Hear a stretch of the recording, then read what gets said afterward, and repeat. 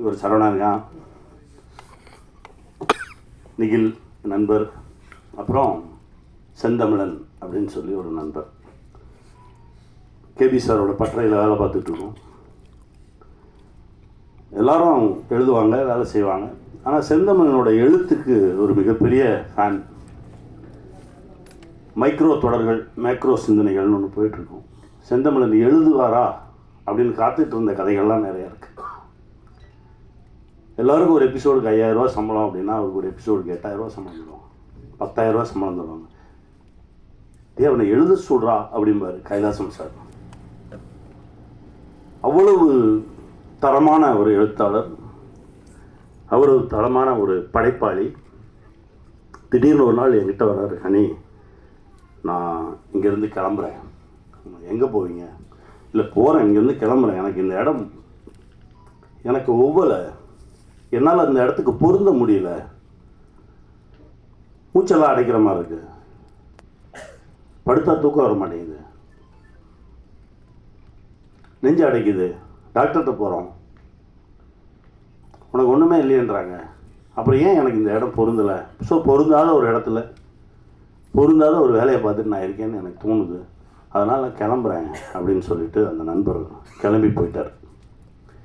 கிளம்பி போனதுக்கப்புறம் அந்த நண்பர் கொஞ்ச நாள் நினச்சிக்கிட்டு இருந்தோம், அதுக்கப்புறம் மறந்துட்டோம். கிட்டத்தட்ட ஒரு 18 ஆண்டுகளுக்கு பிறகு இப்போது ஒரு கோவிட் முடிஞ்ச டைம், கோவிட் முடிஞ்சு படப்பிடிப்பு நடந்துகிட்ருக்கு. கும்பகோணத்தில் ஒரு நண்பரை சந்திக்கிறேன். அப்போ சொல்கிறார், கனி இந்த கோவிடுக்கு ஊசி போட்டதுக்கப்புறம் எந்த மருந்தும் வேலை செய்ய மாட்டேங்குது, காய்ச்சல் வந்தால் காய்ச்சல் இருந்துக்கிட்டே இருக்குது, வயிற்றுலைனா இருந்துக்கிட்டே இருக்குது, எதுவுமே வேலை செய்ய மாட்டேங்குது, நம்ம உடம்புக்குள்ளே என்னத்தையும் அனுப்பிச்சி விட்டாங்க, என்ன பண்ணுறதுனே தெரியல, கொஞ்சம் சிக்கல்கள் இருந்தது. அப்போ ஆசான்னு ஒருத்தரை போய் சந்தித்தேன். இவர் பேரை சொல்லலை, ஆசான்னே சொல்கிறாங்க.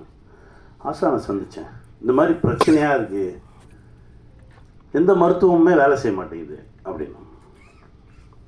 அப்போ அவர் என்கிட்ட கேட்டார், கடைசியாக எப்போ செருப்பு இல்லாமல் நடந்தீங்கன்னு கேட்டார். நடந்து ரொம்ப நாள் ஆச்சு.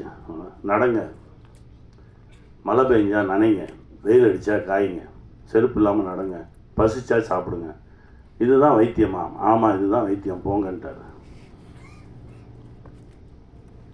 இந்த பிரபஞ்சத்தோடு நீ தொடர்பில் இரு, பிரபஞ்சம் உன்னை காக்கும் அப்படின்னு சொல்லி அனுப்பிச்சிட்டாரு. ஒரு 6 மாதம் ஆச்சு. நான் அதை தொடர்ந்து செய்கிறேன். ஒரு 6 மாதம் கழித்து பார்த்தா என் உடம்புல இந்த பிரச்சனைகள்லாம் கொஞ்சம் கொஞ்சமாக குறைய ஆரம்பிச்சுது. அதிலிருந்து நான் அவரை அடிக்கடி பார்க்க ஆரம்பிக்கிறேன், பேச ஆரம்பிக்கிறேன். அவரோடு இருந்தாலே எனக்கு ரொம்ப பாதுகாப்பாக இருக்க மாதிரி இருக்கு. எனக்கு ரொம்ப ஆச்சரியமாக இருந்தது. நான் உடனே அவரை பார்க்கணும், ஏன்னா நாளைக்கு எனக்கு படப்பிடிப்பு முடியுது, நான் இங்கேருந்து கிளம்பி போகும்போது எப்படியும் தஞ்சாவூர் வழியாக தானே போகணும், நான் அவரை பார்க்கணும். நீங்கள் கேளுங்க, அவர் என்கிட்ட சொன்னது நைட்டு ஒரு 9:45 10 மணி.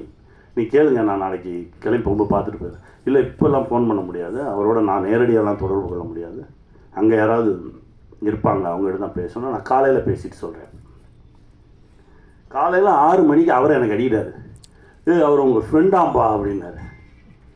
ஏன் ஃப்ரெண்டா, என்ன சொல்கிறீங்க அப்படின்னு. இல்லை உங்களை வரும்போது வந்து பார்த்துட்டு போக சொன்னார், அப்போவும் பேர சொல்லலை. எனக்கு யார் நம்ம நண்பர் யார் அப்படின்னு சொல்லிவிட்டு நான் கிளம்பி போனால் என் நண்பனை பார்க்குறேன். 18 வருஷம் கழிச்சு முதல் வார்த்தை, என்னை பார்க்க வர்றதுக்கு இவ்வளோ நாள் ஆச்சா உனக்கு அப்படின்னு. போகும்போது ஃபுல்லாக பொட்டக்காடாக இருக்குது, கருவேல முள்ளுமா பொட்டக்காடுமா இருக்குது. ஆனால் ஒரு 7-8 ஏக்கர் மட்டும் ஒரு வனமாக இருக்குது. அங்கே எல்லா பறவைகளும் இருக்குது, எல்லா விலங்குகளும் இருக்குது, ஆடு மாடு இருக்குது, கோழி இருக்குது, அற்புதமான மனுஷங்க இருக்காங்க. என் நண்பன் அப்படியே கட்டி தழுவிட்டு கொஞ்ச நேரம் நின்று, என்ன இது, என்ன பண்ணிக்கிட்டு இருக்கீங்க அப்படின்னா, அதுக்கப்புறம் தான் எனக்கு பல விஷயங்கள் தெரிய வருது. கிட்டத்தட்ட ஒரு 62 புத்தகங்கள் எழுதியிருக்கிறாரு.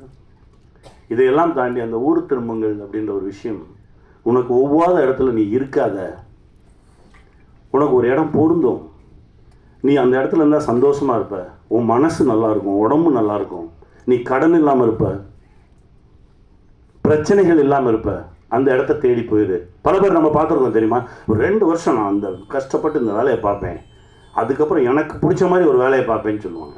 2 வருஷம் கழிச்சு கேட்டாலும் அதே தான் சொல்லுவான். 20 வருஷம் கழிச்சு கேட்டாலும் அதே தான் சொல்லுவான். ஏன்னா அவனால் போகவே முடியாது.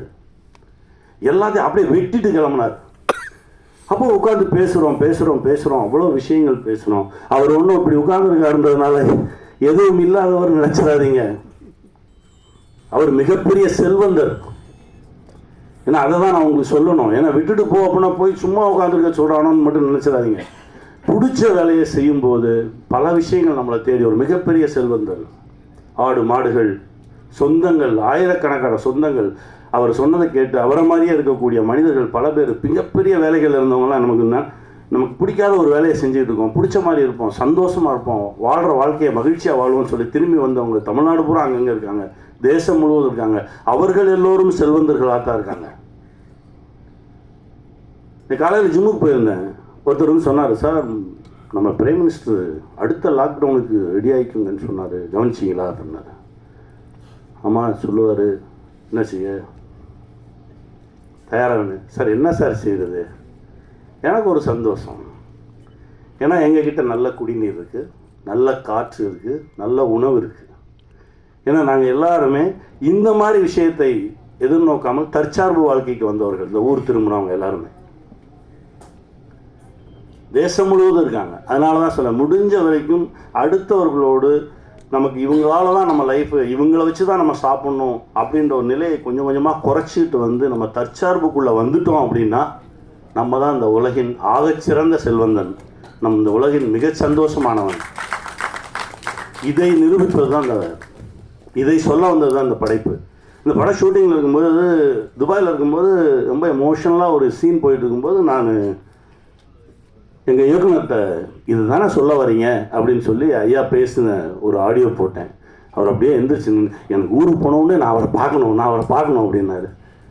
கையை பிடிச்சி வாங்க கூட்டிகிட்டு போனேன். அதாவது காரைக்கால் அம்மையார் எழுதிய பாடல்கள்,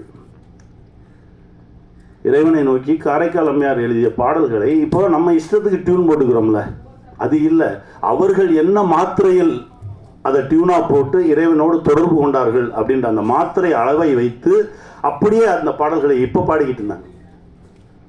அந்த நிகழ்ச்சிக்கு நாங்கள் போனோம். அப்போது இயக்குனர் என்கிட்ட சொல்கிறாரு, எங்கேயோ ஒரு தேவலோகத்தில் இருக்கிற மாதிரி. ஏன்னா முழுக்க இரவு அந்த நிகழ்வு மட்டும் நடக்குது.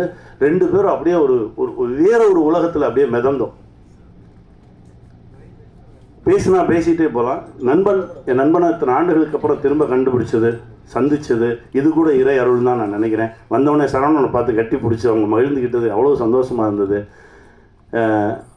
ஊர் திரும்பி வந்துடுங்க, உங்களுக்கு பிடிச்ச இடத்துல இருங்க, சந்தோஷமாக இருங்க அப்படின்னா எல்லாத்தையும் உதவி விட்டு ஓடுறது கிடையாது. நம்ம இப்போ இருக்கிறத விட இன்னும் செல்வ செழிப்போட, அதாவது பணக்காரன் வேலை, செல்வந்தன் வேலை. பணக்காரன் பிரச்சனையோடய இருப்பான், செல்வந்தன் ரொம்ப மகிழ்ச்சியாக இருப்பான். உங்களை எல்லாரும் செல்வந்தன் ஆக்குறதுக்கான ஒரு விஷயம்தான் இது. இந்த படைப்பில் நிறைய விஷயங்கள் பேசியிருக்கோம், ரொம்ப மகிழ்ச்சி. அதுவும் இந்த நிகழ்வுக்கு வந்து எப்போவுமே டைரக்டர் சொன்னார், சார் நான் வழக்கமாக என்ன செய்வேன், வாங்க இவங்களை கூப்பிடுவோம் சார், நம்ம வந்து செந்தமிழன் சாரை கூப்பிடுவோம், அவர் வந்தால் எனக்கு ரொம்ப மகிழ்ச்சி. நிறைய வேலைகள் இப்போது ஏதோ நடந்திருக்கு. நான் பேசும்போது இல்லை எனக்கு வர இயலாது அப்படின்ற மாதிரி தான் சொன்னாங்க. அதுக்கப்புறம் ராம் பேசின உடனே மனசு மாறி இருக்குது. அந்த வேலை பழுவெல்லாம் கொஞ்சம் தள்ளி வச்சுட்டு எங்களுக்காக வந்ததுக்கு ரொம்ப நன்றி. உங்களுடைய மனசு தான் அது, ரொம்ப சந்தோஷமாக இருக்குது. நேற்று நீங்கள் படம் பார்த்துட்டு அந்த படத்தில் இருக்க அவ்வளோ விஷயங்கள் பேசுனீங்க, ரொம்ப சந்தோஷமாக இருந்தது.